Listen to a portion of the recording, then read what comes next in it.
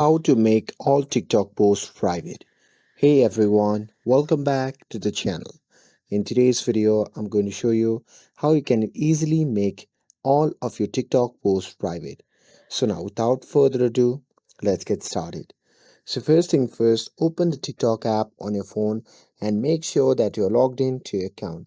And now here, once inside the app, just tap on the profile icon shown in the bottom right corner of the screen. And now here, once you are in your profile section, just tap on the three dash icon shown in the top right corner of the screen.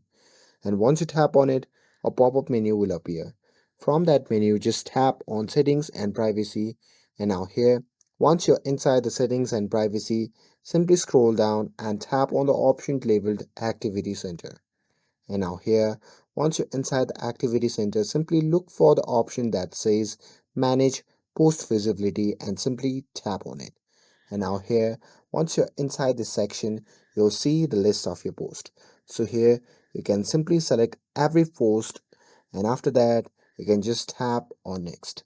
And now here, from the pop-up menu, if you reach Set to Everyone or Friends, simply tap it on Only You options, and after that, just tap on Update button. And once you do that, all your TikTok posts will go private. And that's it.